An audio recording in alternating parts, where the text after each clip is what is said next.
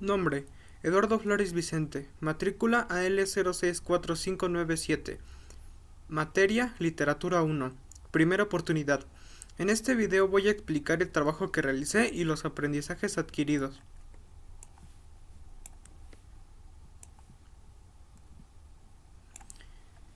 ¿A qué género literario hace referencia el texto anterior? Género narrativo, ya que cuenta una historia ficticia haciendo énfasis en la historia del personaje principal. Su valentía y su trágico pero sublime final hacen de este texto literario uno narrativo. ¿A qué subgénero corresponde? Leyenda, ya que esta cuenta con la combinación de hechos naturales. La flor de ceibo da como dato un lugar y tiempo específico perteneciente a Argentina, ya que esta es su flor nacional. Menciona las características y elementos que debe tener un texto narrativo. El narrador es quien cuenta la historia y puede estar presente como uno de los personajes, ser omnisciente o ser testigo.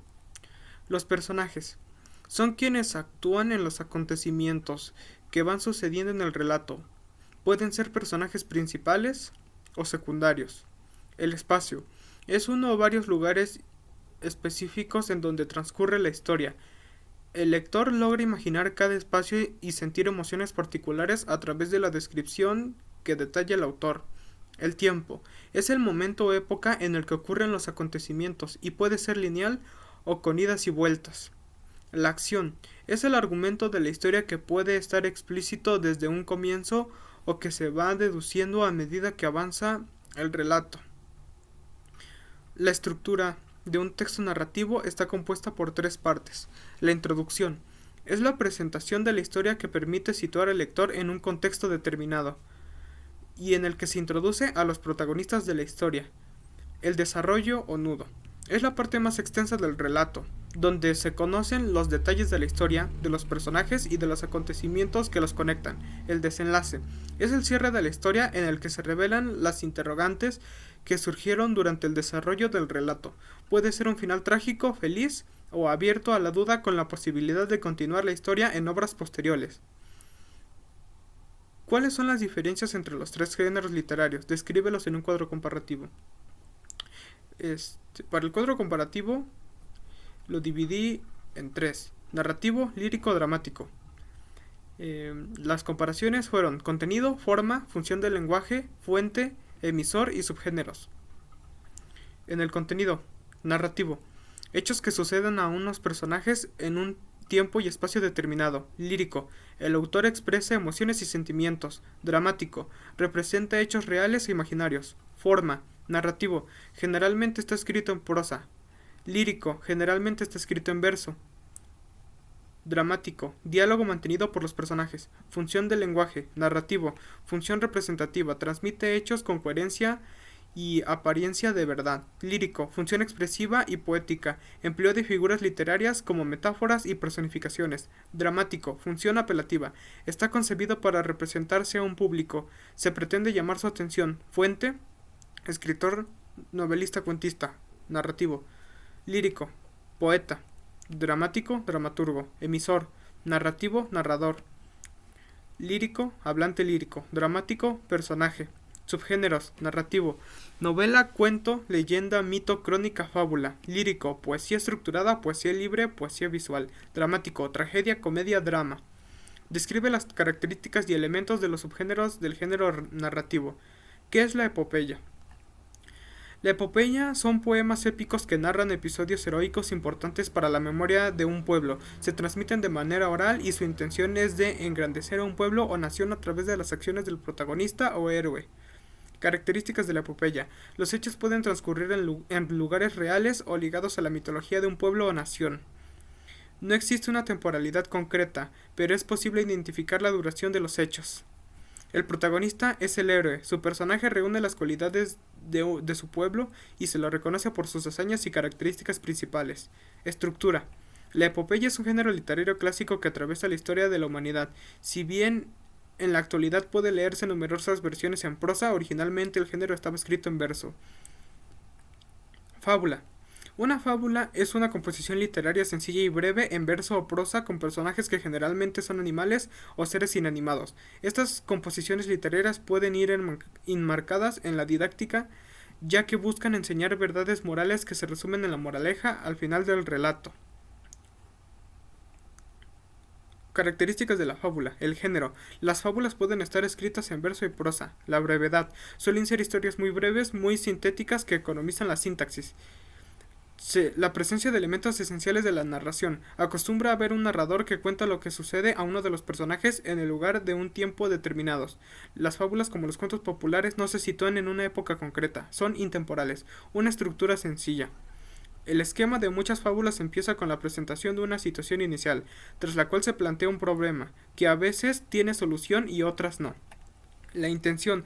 Detrás de cada fábula hay una crítica hacia ciertos comportamientos y actitudes que se disimulan con el uso de personajes humanizados. Mito. El mito es un relato tradicional sagrado dotado de carácter simbólico que usualmente relata acontecimientos extraordinarios y trascendentes, involucrados a seres sobrenaturales o fantásticos. Características del mito. Trata narrativamente preguntas existenciales de la humanidad, como la creación de las cosas, el origen de las tradiciones, la muerte, el nacimiento, etc. Está protagonizado por conceptos contrarios y irreconciliables, como creación, destrucción, vida, muerte, dioses, hombres, bien, mal, que definen de alguna manera los polos filosóficos de la cultura que los creó. Al final brinda una reconciliación de los contrarios irreconciliables para calmar la angustia o brindar un cierto sentido de armonía, justicia o paz. Leyenda. Una leyenda es un relato que cuenta hechos humanos o sobrenaturales que se transmiten de generación en generación, de manera oral y escrita dentro de una familia, clan, pueblo. Las leyendas relatan hechos y sucesos relacionados con la patria, héroes populares, criaturas imaginarias y animadas. Características de la leyenda. Tiene su origen en la tradición oral, se transmite de generación en generación.